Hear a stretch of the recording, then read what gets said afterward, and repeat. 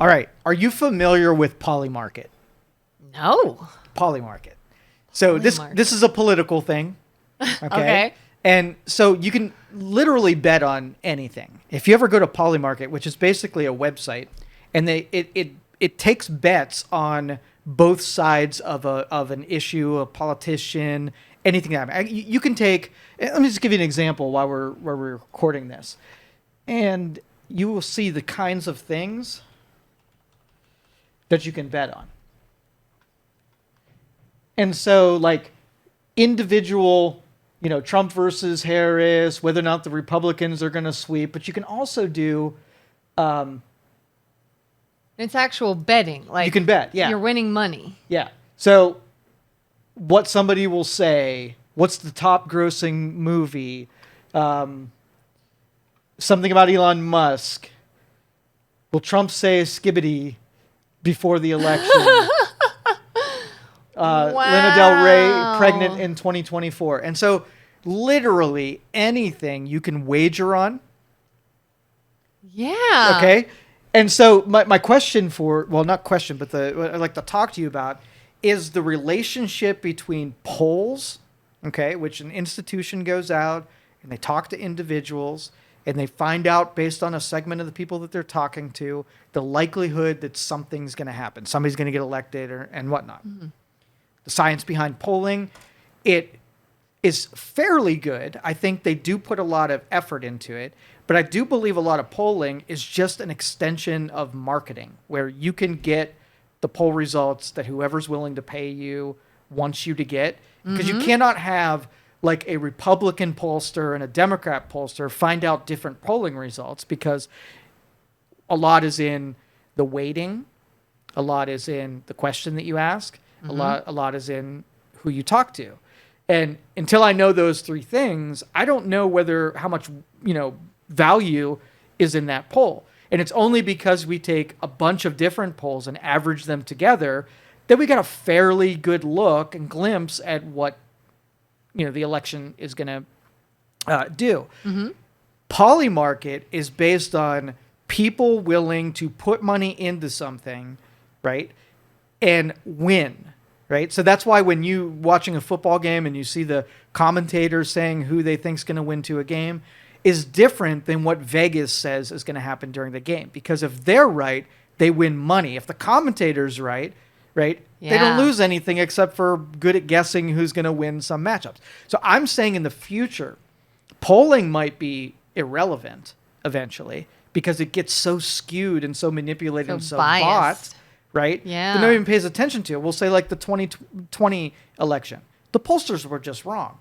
Just across the board wrong. And there were very few of them that had it right. So that's the best way to judge a pollster, by how accurate they were on predicting things that already happened. So you snapshot them right the day before, and then you snapshot them after. If you watch during an election cycle, the polls are super wild early on. And then as you get closer, they normalize. And my theory on this is they're being used for marketing, purposes early on, but they know they're about to get found out, and they come off of the marketing purposes and start to normalize what they're actually polling from the public, because they don't want to be wrong, right? Yeah. And if they're saying like Donald Trump's up by 30 points and then he loses, right? Well, you were really wrong, and I will never buy one of your polls ever again. You know what I mean? Yeah. So shifts in where the polling is. Early on, super inaccurate. Right before, they're going to try to get as accurate as they can so they're not embarrassed. Okay. So Polymarket has pissed a lot of people off. I don't know if you saw it while I had it up on the screen. There's a lot of different topics. And let me just show you the presidential poll and why you think people are mad about what it says. So this is the current Donald Trump versus Kamala Harris. 63% chance that Trump wins this election. 36% chance that Kamala Harris wins this election. And people are pissed off at that. Do you think anybody should put stock in how the betting money is placing bets? Now this is just, anybody can find this site and put Yes or yes next to their candidate. Anybody. Yeah, and up at the top it says $2.3 billion of bets have been placed so far in this election. First of all, where's the money go? You win it. So the way that the odds works is that the longer shot, like if you are right, the people that were wrong pay into that, right? Uh-huh. And so, for instance, if you look at Donald Trump has 760 million, and Kamala Harris has 484 million. That means that because that doesn't add up to 2.3 billion, that means that I bought something. Let's just say I buy Kamala Harris when she's at a long odds because she's not likely to win. Well, if she starts getting popular and getting momentum and people start buying too many Kamala Harris, then I can sell and like a stock, and I can sell at a higher price than I did before because now it's normalized. But if somebody buys their yes for one of the candidates and that candidate wins, do you get money? Yes. How do you know how much money? Is it just divided? Forgive me, I don't bet. No. There are odds on the money. So when you buy in, and like what will happen is after the election, you will see these numbers go to whoever won as being 100%. So there would be no benefit of you picking the one that's 100% likely. So like in the last minute of a football game and the score is 40-0, nobody's going to buy they're going to lose because it's long odds, but it's almost a 0% chance of actually occurring. Yeah. So you would get more money if you bet early on. Yes. Okay. Yeah, the more likely it is, the less that you win. The less likely it is, the more that you win. You want to put some money down on it? You look like you're intrigued. I'm really interested in this now. You just started my gambling addiction. Okay, so we're talking about then, could this be maybe a little less biased than some other numbers you would see? Yeah, so here's the argument. The argument is that if, let's just say, a poll is bought out by a political company. So the Harris campaign goes to a pollster and says, I want to show that Kamala is really ahead, right? Mm-hmm. And so pull it till you get or they might want to get Democrats really fired up. So they put a poll that she's really behind, and it invigorates the base. Whichever. It can be bought. Yeah. The results can be bought. The argument is that people with money can go on here and they can skew the results by overbidding and pumping too much money into it. Yeah. And so it could be like a pump or dump thing. So we look through the big contributors, the people who have wagered the most amount of money, to see if Bob Smith came in here and he decided to dump $14 million into that, what the effect of would be would that bump up the selling price if that much money dumped in all at once. And I think the biggest investor that we found was a 0.7%. Somebody invested $15 million into this, and we figured it out. It was less than 0.5% of him holding the stake in whatever he purchased. Mm. So if somebody came in and said, I'm a billionaire and I'm just going to wager $1 billion, right? Then I can absolutely see that could skew the pricing. And then you wouldn't, as long as there's a lot of individuals, I consider those people who were polled. Because people who are voting a certain way are probably going to bet on the thing that they're going to be doing. It wouldn't make a lot of sense if you go vote for Kamala, but you bet on Trump, right? Yeah. Yeah, because I feel like you can still sort of manipulate this.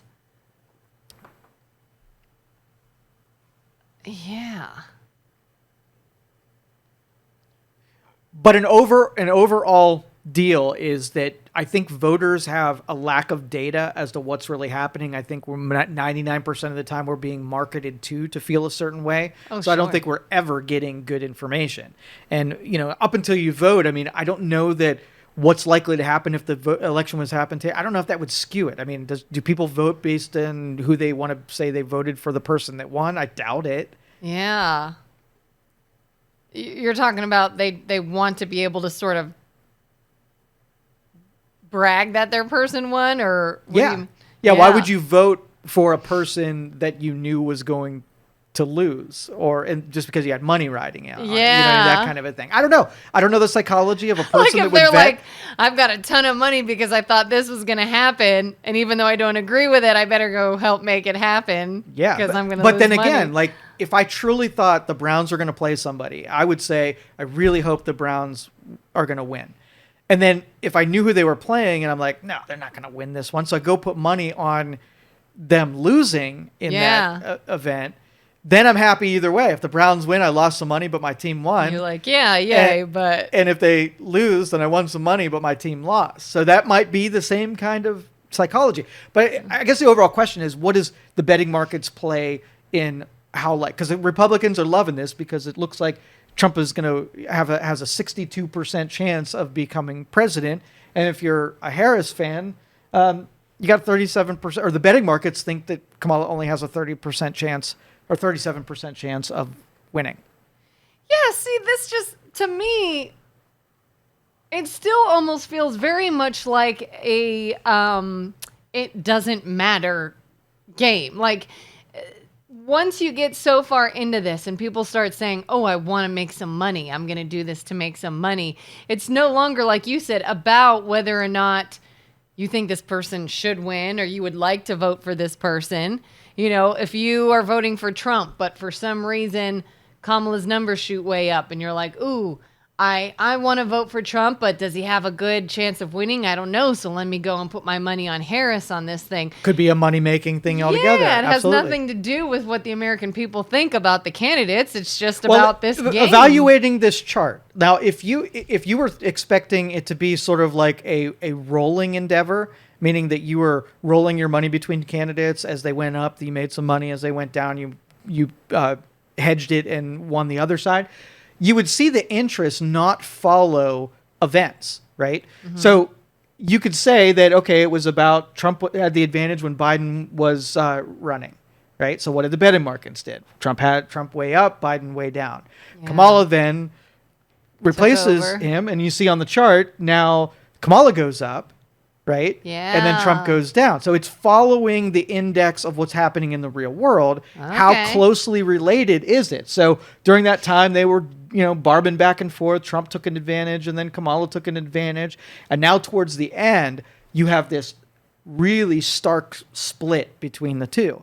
So if all of the rest of the chart had meaning, you can't assume that because we're getting to the end of it, that the betting markets would get worse at predicting. You would think that they're getting more accurate at predicting. Even if all this was emotion and farce and, just people not knowing what was going on and moving money around, people whatever. Just started an internet viral false claim. Yeah, but now it's real. And if it looks like Trump is going to be president, or you feel like it, you wouldn't put money on the thing that you thought was not going to happen. So this either says sentiment is a majority of the bettors think that Trump is going to win, right? Or else, if you thought Kamala was going to win, then this chart turns to 100.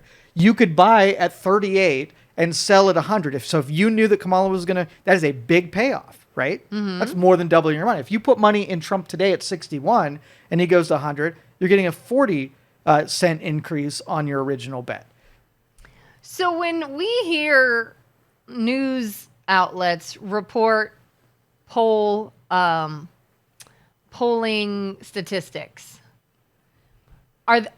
first of all, is that like a legit thing they would look at, or is that just sort of this side thing that they would not want to put stock in? Like, is it pretty often that depending on the source of the information, you may or may not actually be hearing about what's truly happening in a poll? Correct, yeah. So if somebody wanted to give you biased information, they could look at one poll and say, hey, well, candidate A is leading and they might win this election and all the voters seem to like them. But at the same time, somebody could say, oh, candidate B is leading. Everybody likes them. They might win the election. How do you know, like, what is the most unbiased or... like I said, the only way to know is who has been right the most historically. So if you've got a reputation for having an unbiased poll and your methodology produces what actually happens, then I'm going to pay attention to yours. If you were oddball wrong the whole time in every election, and it was just what you were feeling that day, your methods might be jacked up, it might be completely biased, I'm just not listening to you because you're going to have a built-in bias. So I think it's Real Clear Politics is one of the pollsters that take all of the reputable polls and average them down. So you take the ones that are a little bit off and the ones that are a lot off, and it averages them down. And what it's come to conclusion is that it's an even split. Everybody, it looks like in everything that matters, it's about a coin flip. All the swing states are what it's going to matter. It's going to come down to 6 states. 6 states. Are we one of them? Ohio is a deep red state. We are not a swing state anymore. So Pennsylvania, North Carolina, did I say Pennsylvania, North Carolina, Arizona, Nevada, Minnesota, Michigan,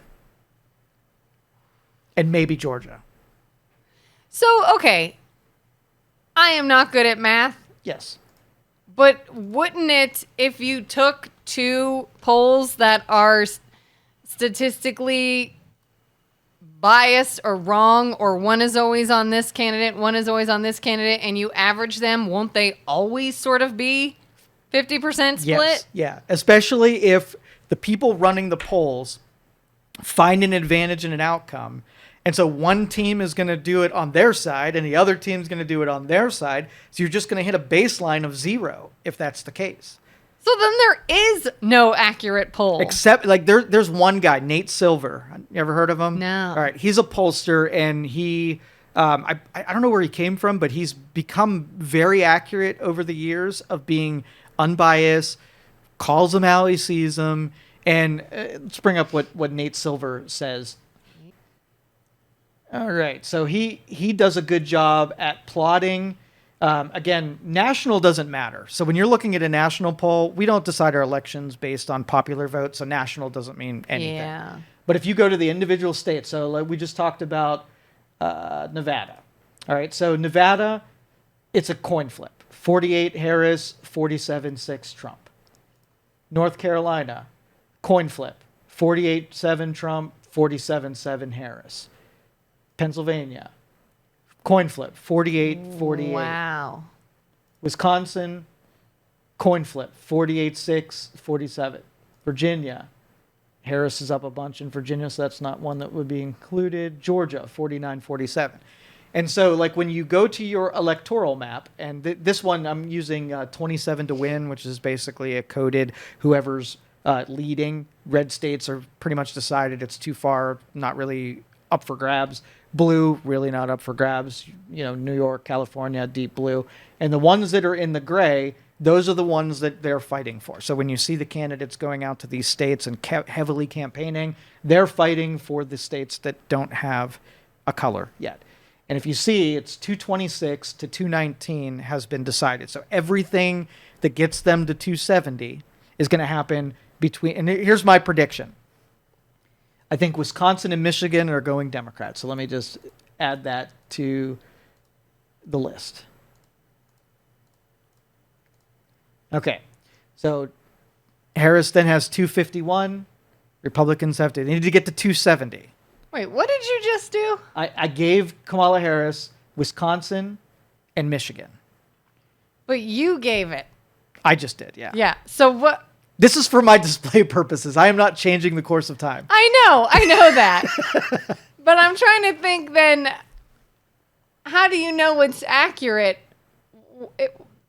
Okay, before you made any changes, what we were looking at is what. This is what the polls say would happen if the election was held today. All the ones that are red already are the separation between these states is too far to I make. see what you're saying. Okay, so you're talking about if you change that, then we see what happens. Yeah, so these are all very close. So if we go back to Nate Silver and we go to Pennsylvania, right, the polling says it's 48-48. I can't give that to either one. That's going to be decided in the next 2 weeks. Mm-hmm. If I go to Wisconsin's 48-6. I can't get that to either one. So when I'm making a guess, I think Wisconsin is overall going to go to Harris. Michigan is 48-47. I also think that Michigan is going to go for Harris. So that's why I do gave you these think that? two. Because of their past? Yes, in years past, how they went the last election, I think these two are going to go Democrat. Okay. Pennsylvania, I think, is going to go Republican. I think the only reason that Pennsylvania did not go is because of the mail-in ballots, the drop box. I think they solved a lot of those problems, and I think that PA is going to go red. I think North Carolina is going to go red. So far, 254, not enough yet to get to the 270 mark to get the winner. Nevada, I think, is going blue. So Nevada's blue, so it's 257 to 254. Georgia, I think, is going red. 270 to 256, then Arizona doesn't even come into play. But let's just say Arizona does go blue. Then Trump's president. 270 to 268. So that's that is most likely, and why it feels like it's such a coin flip, because based on those numbers, it's only the difference between two electoral votes. Wow. So if you're keeping a scorecard on election night, we'll see how accurate Joe the pollster gets. I evenly split Michigan and Wisconsin and traded them for Pennsylvania and North Carolina. Georgia, I don't even think it's as close. Let's see what Nate said about Georgia. Having lived in Georgia for quite some time, I would guess Trump will win Georgia. I gave Georgia to Trump 49-47 at this point. I don't think not much is going to change with that. Nevada, let's see how close Nevada is. Okay, Nevada, 48-47. Nevada has a tendency to always go blue, and so it could happen that they Republican. I'm just going to give the blue to the map. And then Arizona is always the problematic child, so I'm kind of glad that we didn't even consider them in there. Let's see what Arizona. Why are they problematic? They can never get their voting, and it's looking like it could be a Trump, but in my calculations, it doesn't even matter. But they're one of those states that never can seem to count their votes accurately or timely. Okay, so let's talk about this. Let's talk about this timely and accurate. So this morning, there's a couple states that said we may not know who the winner is for this state until Saturday. So the election's held on Tuesday, and they're going to continue counting and adding up until freaking Saturday. Why? And, okay, so as a security professional, the longer it takes you to do something, the more bad things can happen in that time. You are inviting bad things to happen. So if you did it in one night, poll watchers and people who are keeping track of everything, they can do it because it's a small area on a short period of time, right? So the way that this happens is we've created a lot of complicated ways to vote.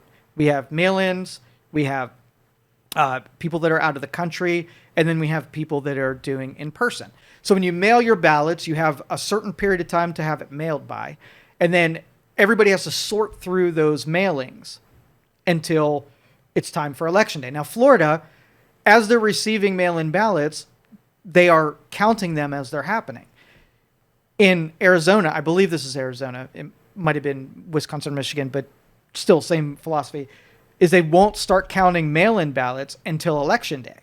So where Florida has days to be able to count the mail-in ballots, these states are waiting in the process of popping open an envelope, comparing, making sure that it's dated correctly, making sure that signatures match, and then putting it into the counting process takes extra time. Yeah. So you got to ask, what is the advantage in waiting until Election Day to start processing mail-in ballots? Do you have a theory? Do you have any idea? Like, what could be, why would you want to wait?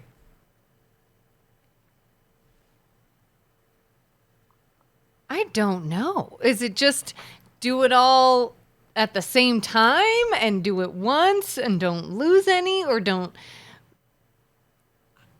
Seems silly. Yeah. And, you know, from a state standpoint, you look at what the other states are doing, and the people who are doing stuff well, you adopt those things to yours. So there's got to, if they see that Florida can get it done in one day, and then voters can exhale on the next day without causing any shit that went down last time, then you'd want to get the anxious state out of the way one night. So for them to insist that we're going to draw this out over a couple days, right? There's got to be a good reason for it. Now, okay, let's just say they take extra precautionary steps where they do due diligence and look up voters and compare signatures, and all of that takes a good bit of time. Well, just move what's come in and start processing that stuff ahead of time. So by the time you get to election day, because mail-in ballots should be the minority of the votes that come in. And it used to be. It's only that we pushed on that for ballot harvesting that it became an issue, because now a ton of mail-in ballots come in where there only used to be a few. Because wouldn't it also, I always just kind of assumed, I guess, too, that when you start the mail-ins ahead of time, it's sort of less overwhelming for pollers, counters, whatever, on election day. Like, you're sort of doing this as you go rather than dumping it on you on one day. And it seems like that state that's going to take till Saturday is doing the worst version of that, where they're not only dumping on the calculations on the in-person, but now you got to process the mail-in ballots on the exact same day. Yeah. Seems kind of off. So why do they do that? I don't know. They've never said why? It makes no sense to me. The official response is that it takes time to do due diligence. So there's got to be something about their security philosophy that means if they start counting ballots before the election, proper oversight can't be lent into the processing of those mail-in ballots. That's really the only thing I can conclude.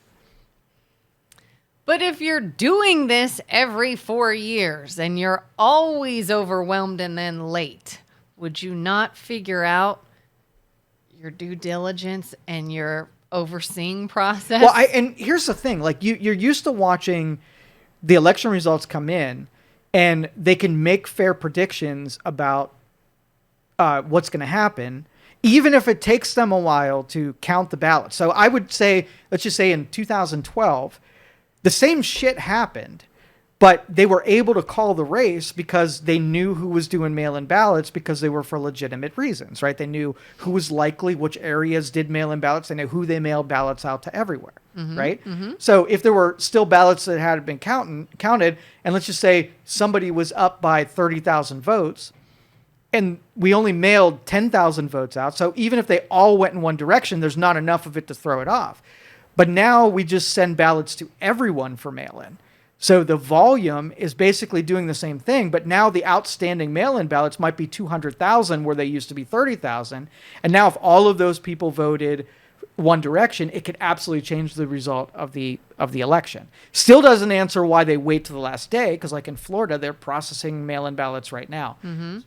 But my message is, get your shit together. Like, get your shit together. Get some math people in there. Yeah. Look at other states and what they're doing, and don't make the voters wait because you won't process things ahead of time and early. Yeah. That's interesting. So you ever see the chart about like 2 a.m. on election night, they get a dump of Democrat votes? You ever see that chart? No? Let me show it to you. Man, I'm learning all kinds of stuff. Yep.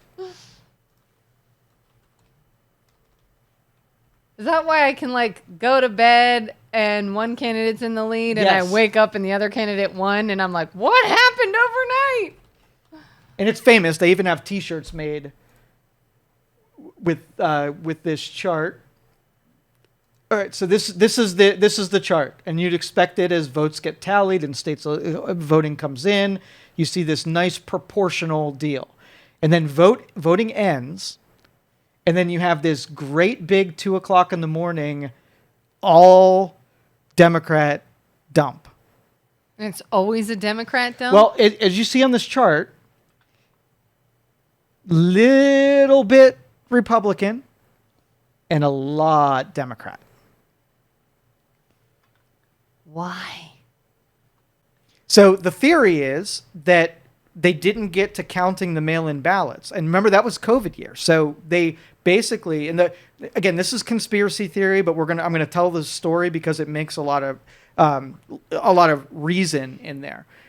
So if you basically said it's too dangerous to go to your polling locations, and we're gonna let you just dump your ballots off in these holding boxes, and then we'll count those drop boxes at the end of the day, then Trump goes on stage and says, in person, don't do the drop box, don't do the mail-ins. Well, then you'd realistically think that anybody who did drop it off are going to be mostly Democrats. And if you get to 2 a.m. and you count all the drop boxes, then it's likely that they're going to be mostly Democrats, right? Mm-hmm. But that puts a really... Okay, so if they were counting those votes all along with mail-in, then you wouldn't have a spike that all of a sudden doesn't fall proportional lines where do you see a lead for Joe Biden at all except for 2 o'clock in the morning? No, it's a proportional gain in both directions where Trump maintained the lead until 2 o'clock when a big dump of Democrat ballots came in all at the same time. After they stopped counting, after the election workers had gone home, and after I'm assuming the watchers, the observers, weren't around at 2 o'clock to witness that dump. That's suspicious to me, and it should be to everybody. So this is why Republicans are always talking about how they don't believe he really won the election and all this, and they think there was. Well, I think it's legitimate. I think the Democrats went out and they scraped every ballot because now I can go to your house and you might be a shut-in and there's no way you're going to vote, and maybe you forgot all about the. You forgot all about the election. You didn't do a mail-in because it's not that big. So I knock on your door and say, hey, have you voted? No? Did you mail in? No. Oh, you're a voter. You can actually vote. There's a deadline of midnight tonight. If you fill this out, I will personally take your ballot and throw it in that drop box. And it's going to have your signature. So that ballot harvesting is basically soliciting someone who wouldn't have voted into voting. Well, if Democrats go and do that, and they show up, they have a list of all Democrat voters. They're not going to go to a Republican's house and try to get the Republican to vote. They're going to go to the Democrat's house. So everything they turned in from that drop box is going to be ones they solicited on their route of Democrat voters. So it's just about go fetch as many of those ballots as you possibly can, and they just did it better. There's nothing stopping Republicans from doing the exact same thing. So if the Democrats use a strategy and Republicans decided not to, that's a boneheaded move on their part. So they should have been out there harvesting those same ballots in the same way, dropping them in the same drop boxes. They had equal opportunity to do it. There's nothing illegal about doing it. Yeah, because I feel like I do remember, especially in 2020, hearing a lot about different transportation companies and all kinds of different ways that they were going to get to you and make sure you vote if you can't get out to vote and all that. Yeah, so this year, I do not think there are drop boxes because it's not a COVID year. This will go back to what we saw in 2016 with mail-in votes and also, in person. And that way, if you get mail-in dumps like this, it's not going to be at the same ballot, drop boxes like we did before. So I don't think we're going to see that again this year. But now knowing how you lost that election, if you did not do the same things that they did and try to do it better, that's on you. Nobody's to blame except for you. So, come November, we see again 2 a.m. Okay, so that let's just say there is a state that does drop boxes. 2 a.m. it dumps in. You will probably see, instead of 80% of them being, that's even probably closer to 90% of them being the Democrat and like little 5% tick that's Republican, you will see about evenly spaced because both parties did the same thing. They dropped equal amounts of solicited ballots in there, and whoever had the bigger operation is going to have a minuscule separation in what they were able to drop off, but it won't be that, which Trump was like, and Republicans were like, well, don't do that. That's not a good method. Boom. Like, I don't know what confidence they had, but when you see your enemy using a strategy that's absolutely legal and you don't, that's a lot of confidence that everybody's going to go and get to the polls. And why is it 2 a.m.? Just because that's how it works as far as time zones and things? Yeah, I'm thinking by the time that they started processing them in the other states, that the polls closed at 9 o'clock, Pacific time, that it just happened to be 2 a.m. Yeah, because I was going to say, if you're in Vegas, that's, 10 p.m., so okay. But if you want voters to be confident and not, riot on you, you have to do a good bit of convincing them that this is a safe and fair methodology. And if you do things that are suspicious, right, you take the suspicion out of it by doing it differently. If I think you're going to take all of your mail-in ballots, you're going to look to see how the election's going, right? And maybe this is a fraud by omission. Maybe I'm just going to take the ballots that are Democrat, and I'm going to take the Republican ones and just shoo them off the table, right? Mm-hmm. So I didn't put ballots. I just omitted some ballots from being counted. And then depending on how many you needed to win, maybe I'll do it at a higher extreme if my candidate needs more, or a lesser extreme if my candidate needs less. And so that's the part that we don't trust, where, if you space that out, let's just say on election night, we're going to have a Republican and a Democrat watch the counting, and then there's no pushing anything off of the table because we got observers. Mm-hmm. Now, if it goes into day 2 and day 3 and day 4, my confidence wanes after 24 hours, 48, 72 hours that my observer stayed there the whole time. And while he didn't go get coffee after the 3rd day of doing this, that you didn't take a pile of those and swipe them off the table. Yeah, when does it get a little lax? Exactly. You're not hyper-focused anymore. Yeah, but the policies should be there to give us the product of feeling confident that that's not what's happening. I can't say that actually was happening, but it's on the table of potential things that can happen. The more you make things open to stuff like that happening, your chances go way up the longer you space it out and make it take time.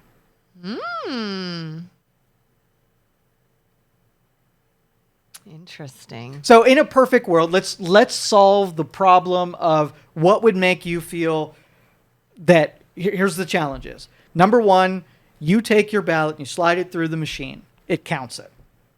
Do you feel safe that the machine counted your ballot correctly? Fairly. And if they had a receipt that you pull out that says, yep, you voted for X, that would increase things, right? Yeah. So far, so good. Now, after you leave and these machines are being tallied up, and you have a flash drive or whatever holds the data, and you put it in a super secret box, and you send it off to wherever they're going to be counting. So far, pretty secure in that, right? Yeah. What about, like, flipping votes, going into the machine and changing votes into different columns? So it's in a big, just like a database would be. You change a couple of the 6s into 9s, and you maybe remove a couple of things here, and flipping votes, right? So they still equal the total number of votes cast, but now they don't really match the receipts that the voters made, right? How easy would that be to confidently describe to voters that that is not a possibility? That when I take that flash drive out, that I got a Republican and a Democrat observer watching that thing as it moves. It gets put in that lockbox, and there's an observer watching that sucker every move that it makes. So if some dude wanted to change the results, that observer would see that, hey, I'm just going to plug this into my laptop real quick, and I'm not going to do that. That would make me feel comfortable that it was never out of eyesight. We had 2 partisans watching that so that no foul play happened, right? So far, I'm just sharing what the reservations of me voting, right, has on the election. Now, I should at some point be able to, after the election, to go into a database and see how my vote was counted, to audit the fact that it wasn't changed, giving me the ability to not have a number tabular in a view, but actually connected with me as a voter that I voted for X or Y. And I can look at that later, and that's what was counted in the tabulation. So there's another improvement. So yeah, sort of like you can actually go online and see if you're registered to vote. Could you not just log back in and see that your vote was cast? Yeah, and honestly, you can do it with 3 steps. So you have your voter ID, right? That's the identification, social security number, voter registration connected to you as the voter. When you sign into the sign-up books, they put a registration number next to you. And then they give you a ticket to take over to the voting booth. Then if you look at the database, it says who you voted for, but you're just a number there, right? Okay. It's not your name. Yeah. So if you wanted to keep it anonymous, nobody could see that this person voted for that person. But in a second step, you can then connect the voter logbook with the actual voter. So if I picked one out and said, oh, it's 6804, And then I go back to registration logbooks and I say, oh, that was Joe that was 6804. Now I can then feed that into a database where I could look up mine, but everybody else is just registered numbers, not registered names. Yeah. Does that make sense? Yeah. That would be fairly easy. Then people can audit their own votes. Sure. Yeah. And then, so with the time frame, and so okay, so let's go down the list.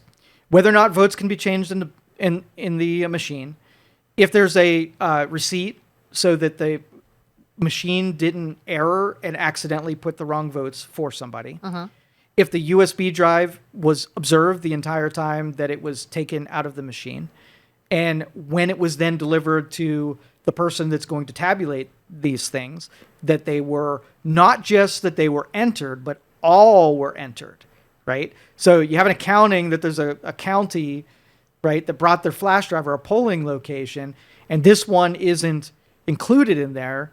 That's a Republican district or a Democrat district, and that one you could push on the floor too, right? So I'm sure that one happens. That would be fairly easy to know if all of the polling locations checked in and actually gave you a drive. Yeah. So end to end so far, if they do that way, I'm comfortable with the voting machines. If they can, how easy would it be for a politician to just share that they track that data, they know that data, it's confirming that data, here's the observers that looked at that data, this is legit. Wouldn't be tough at all, right? It would put everybody at ease. But the mail-in ballots are going to be the problematic ones. They just are. I don't know much about this one. I'm only going based on what I've read about it. But here's really the only instances that kind of I heard about, might not even be true, but it's got my suspicion. So you have a ballot, right, in an envelope. And if the envelope is sealed, then everything matches up. The date it was mailed, where it was mailed from, and to make sure that it was postmarked by the appropriate time. When you separate the envelope from the ballot inside, now you've taken the two apart, that's where all the wrong can start to happen, right? Yeah. So if I had some Democrats in there that missed their mailing date, and once I separate that envelope, who's going to ever prove when that ballot got mailed? Because it wasn't the ballot that was timestamped, it was the envelope that was timestamped. So if I can rush some people in there and hurry up and remove the envelopes, they're like, Bob, what are you doing? Now we don't know when they were mailed. And he's like, oopsie, what do you do with those now? Are they good ballots? Are they bad ballots? You don't know what they are, right? Yeah. And so you have a ballot. The postmarking all went down. Now you have signature confirmation. You have a ballot. You have a signature on there, making sure that the voter that shows up in person matches the signature that's on that ballot. All right. This seems like a very subjective deal. And if I wanted to qualify or not qualify, are we really doing millions of signature verifications in a night? All of them? Or do you think might be some sloppiness? Oh, for sure. Yeah. Just to verify a signature, I wouldn't put a lot of trust in that. So it came from you. The signatures matched. The postmark came from where it was. Now it's in a pile. What's the time frame between when it comes out, when the signature was verified? How do you know which ones are which? And when does it get put into a machine that is tabulated? That'd be helpful information to know if this is happening, feels like they know what they're doing and they take this serious, or if they don't know what they're doing and piles are just stacking up and, at the end of the day, they push everything through at the end of the shift. I'm getting increasingly more paranoid about voting. Well, I don't trust anyone. Here's what it should be. The circumstance for mail-in voting should be such that it's not even taken in account during the election night. You only crack those open if it is close enough that it matters. The more you have in that... votes? The mail-in votes. It should be reserved for people who can't make it to the actual polling locations, because much more fraud and mistakes and missed things can happen with signature, postmarkings, and a ballot that came from outside the polling location. When you walk in, you're verified as the person to vote. So, in a world where I know of a dead person, yeah, right, and I hurry up and scratch a signature that looks pretty similar, and I vote how they would have voted, and I mail it in, and it just so happened that the Board of Elections didn't realize that this person was dead yet, that vote counts, does it not? Yeah, I mean, I've always wondered that about when they do the mail-in voting. When you go in person and you have an ID, that's one thing. But when you do the mail-in, what's your ID? Your signature. That's it. That signature has to match. You have to be a registered voter, and the First of all, signature has to match. you know how many times I write a signature and it looks a little different? And I didn't do it on purpose. It's not like I have multiple signatures that I purposely do, but it just looks a little different. Second of all, how many times did we all try to like write your parents' signature on something or have a signature that you wanted to look a certain way? Like, that's it. It's not a picture ID. It's not anything, but this scribble looks like mail-in this ballots, scribble. or you fill it out, you sign it, and that's your vote. So if I'm going to take the machine, I give it 90% accuracy. There's going to be some stuff in there that, went one way or the other, mechanical failures or flipping votes or whatever. I give it a high 90s potential. Mail-in voters, I am calculating the risk of processing lots of signature-only ballots, and I'm thinking if anything goes wrong, it's going to happen in that pile, not from the machine. What are they even matching your signature to? When you register, you sign. When you're a registered voter, you make a signature. When you vote in person, you're signing that book. They're using what they have on file as your signature. If you ever look when you go to vote, they have last year's signature, and when you sign, you're signing next to what your signature looked like before. So they're comparing What if you the two. register to vote online? It's a good question. I don't know that you can sign. Can you register online? Yeah, you can. I think so. Because all the time you hear these things like, log on now, register to vote, make sure you register to vote. I bet you register to vote, and they send you something in the mail, and you mail it back. It has to be. There's no way that a mail-in ballot... Because I'm thinking about, like, what if you've got, like, an 18, 19-year-old, you're old enough to vote, but you don't really sign a lot of things. What are they comparing this Exactly. to? So, that's the overall deal, is that signature is a terrible way, and probably there's a lot that I can pass through the signature qualification. Yeah. Even if they use what you did with your driver's license. If they use a signature that you have when you did your driver's license versus the one that you did in person, I mean, that's one place that they might already have that your could be signature. totally different. I know. That's why I'm saying, if I wanted more machines and less mail-in ballots, make it only be a fraction of what's needed. But when you have so many coming in with mailing, I want you to be extra sure. And I don't know that there's a method where you can be extra sure, because the mechanics of doing mail-in is just so absurd, right? That it has the biggest points of failure. So that's why I would say I would set the mail-ins aside, and hopefully we don't have to go to them. And then what happens on election night with in-person makes it not even necessary to pop open those envelopes. It's almost like the people that are overseas, the military voting, they don't get those until much after, and they know how many there are due to come in. And usually those aren't needed as part of the counts in any of the elections. Yeah. Right? Same thing with mail-in ballots. But we conditioned a lot of people to use the mail-in system, and there's just a lack of confidence in how accurate they could be if you're only confirming a signature. Yeah, I've had somebody just asked me recently. They're like, "Oh, are you going to do early voting, or are you going to mail in, or you're going to?" And I'm just like, "Nope, I'm going to go on election day in person." Right.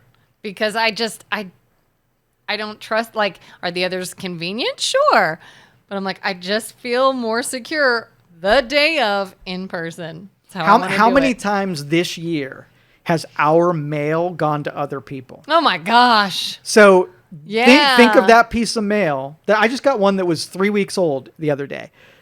Your ballot is riding around in the USPS system for 3 weeks, and then they're like, "Oh, this thing?" And then so you couple it by putting millions of these votes through the USPS system, and they're far from being 100% accurate in delivery. Yeah. What if your ballot just never makes it there? Think about a time that a package wasn't delivered or was delivered to the wrong person, and that could be your vote. Yeah. So that's why this whole thing, it becomes political, but we're just two people talking about things that don't feel and seem right. Mm-hmm. And, when I bring this kind of stuff up, excoriated for having the challenge of how dare you, challenge the sacredness of voting, that's like very religious cultish, if you ask me. If I raise a concern to you and you don't have a good answer, then you don't make me feel any better. And it's not my obligation to be better in spite of you giving me reasons to feel a little insecure. It's your job to make me feel secure that you've got a good handle on it. Oh, yeah. Like when people were actually arguing over whether or not you should have to show ID at the polls, and how some people are like, oh, you're not including everyone. That's a way to make sure people can't vote. What are you talking about? You have to have an ID for everything. You can't drive a car without an ID. You can't buy alcohol without an ID. You can't do all kinds of stuff without an ID. Why would you do one of the most important things in the country and not ask for an ID? I can only think of one reason. You want a whole lot of people that don't qualify to vote to sneak some votes in there. Yep. And be counted. And because of the political correctness of the sob story of someone who couldn't vote because of ID, now you've got illegitimate votes. That is the only thing I can think of is, do I want a bunch of people here illegally to vote? Do I want a bunch of underage people to vote? Do I want a bunch of whatever? Sure, they don't need an ID. That's the only thing that makes sense. Even the argument of it's like, but what about this little old lady that's a shut-in and can't get anywhere and maybe can't file, whatever it is, bull crap. She can get an ID. That's insane to me. I like I said, I did not, honestly, I've never questioned it until today, how you prove you are who you are when you vote through mail. And if it is signature, that is alarming. Yeah, and the leading up, and I want to think that I'm not being worked over on these, week or 2 week before the election type of things. So there was a challenge in, I believe it was Michigan, to remove dead people from the rolls prior to an election. Okay, so I'll spell the whole thing out, and this is what I remember about it. Details might be different, but it's about right. Okay.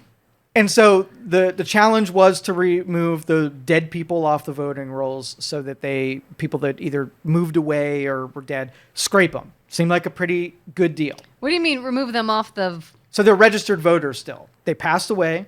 They're no longer alive. But if somebody were to use that, it wouldn't show as a dead person voting.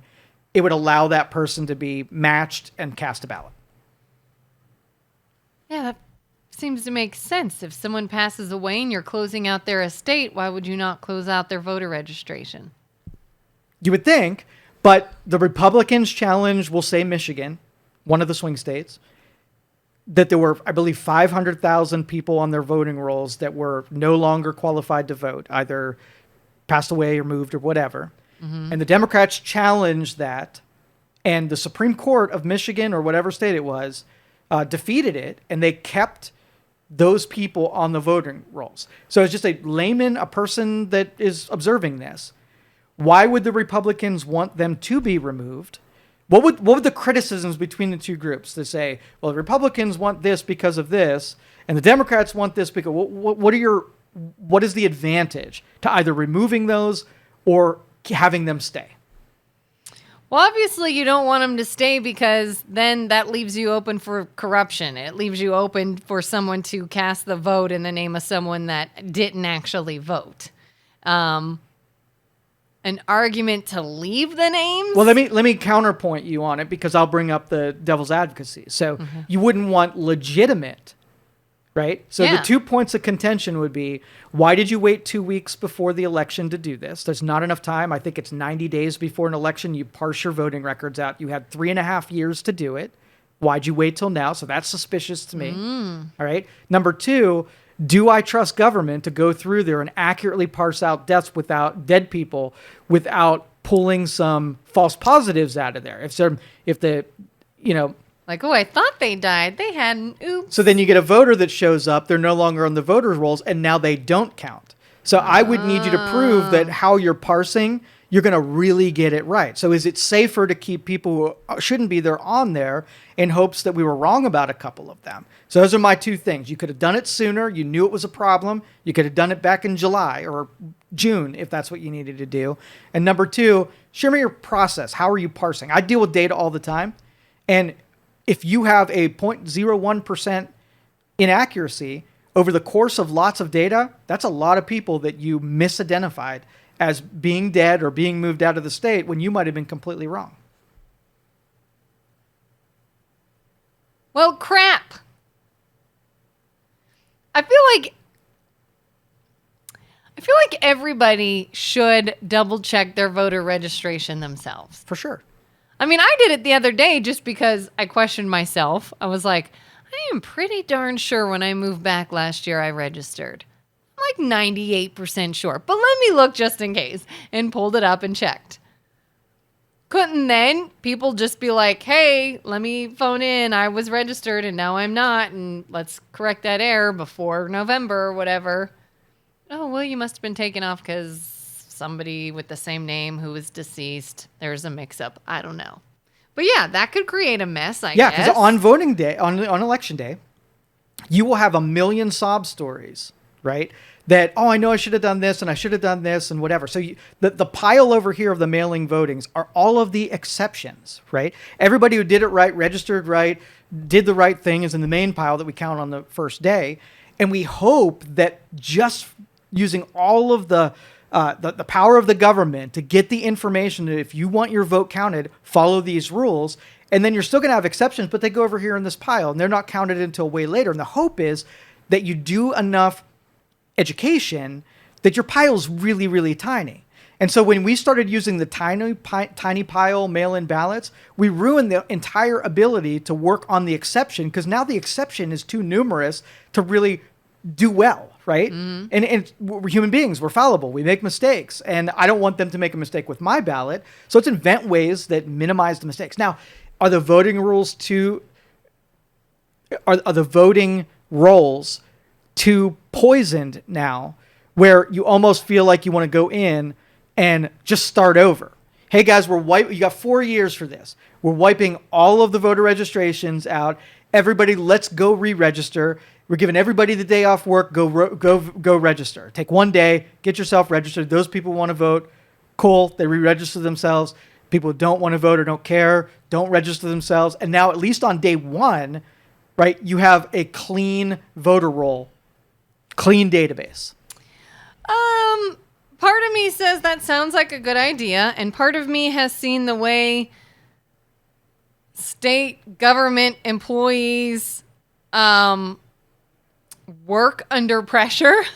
You know, like in 2020 when everybody had to claim unemployment and everybody had to put claims in to get paid while they were laid off. Disaster. Yeah. Oh. I mean, that was a nightmare. Yes. So can you imagine the influx of millions of American people trying to re-register to vote in a day? Mm-hmm. And then a system goes down. Somebody screws up. Somebody does it wrong. Somebody's corrupt. Whatever.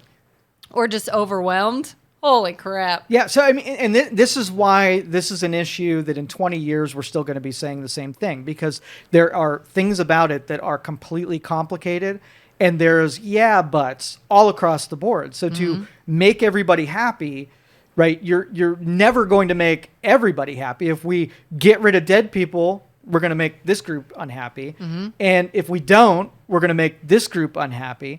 And everybody plays in those gray areas of advantage of all the vulnerabilities that exist. And all we really need from government is, number one, that they claim claim that they're not as competent because they're all just human beings, instead of saying there was no voter fraud. Right? Mm-hmm. That's when I'm checking out from you, is when you give me an absolute, like there was none, right? I understand human beings and systems and processes and data. The chances are that there's no voter fraud is zero. You had voter fraud. And if you can't be honest with me and tell me where that voter fraud was, I'm either going to think you're too stupid, right? Or you're too biased. That's it. And either one of those suck. If you were like, voter fraud happened and it was in the mail-in ballots, and it was because we couldn't really detect signatures, or we had, technical problems with doing it, but the percentage is 0.7% of the ones that were in the suspect group. We're not going to count those and set aside. I'm like, that guy has a handle on it. Whoever did that really understands what we need to hear. This group was sort of tainted, so... Yeah. You can Gone. have, and if they could say the legitimacy of this election was 92%, well, the next year we're going to go for 93, right? But we're never going to be satisfied with us not fixing those problems and it just magnifying. So if elections before the big mail-in ballot tsunami was 80%, that in itself probably brought it down to 70. It was probably legit. You did it legit. You did it old school without the ballot box. You might have the actual end, right? The same ending might be the case, right? But that suspicion makes me question where you take that serious enough for me to have any kind of value in the election system. Yeah, it's almost like if you give somebody a task or whatever, or really anything, and you're like, hey, how's this going? It's great. Okay, how about still going yep, no issues. You're almost like, you don't even have a question. You don't have a hiccup maybe. Yep. Nope, everything's going swimmingly. It's like, then you don't trust it. Yeah. When COVID happened, right, they had real data that they could have given us. And because of vaccine hesitancy, they said, if people speak out against and tell you the truth, then it's going to cause people not to go get it, not to go get the vaccine. If you speak out against an election and say that it wasn't as accurate as it could be, that's going to cause people to lose faith in the voting system, and then they're not going to vote. So it's now the responsibility that says, we are going to lie to you so that you don't panic and do irrational things. That is the exact opposite of a responsible voting nation or responsible healthcare, where they have to lie to you so that they don't cause panic. Oh, yeah. And I think we see that all the time. Government, everything. We're told what they want us to know. And you can't trust that. No. Would you rather have messiness that came from honesty from government or straight delusions that come from dishonesty? I think if you found out that all of the COVID stuff was bullshit, right, and you acted on it as it was not bullshit, would you ever listen to government again?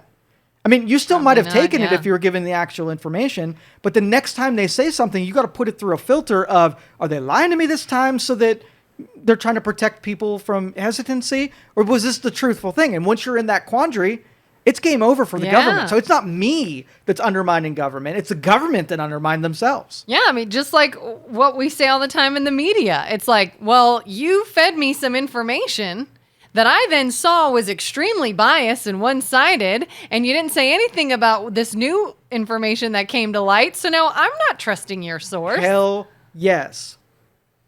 They ruined it. They ruined it from themselves. For themselves. I'll never trust you again.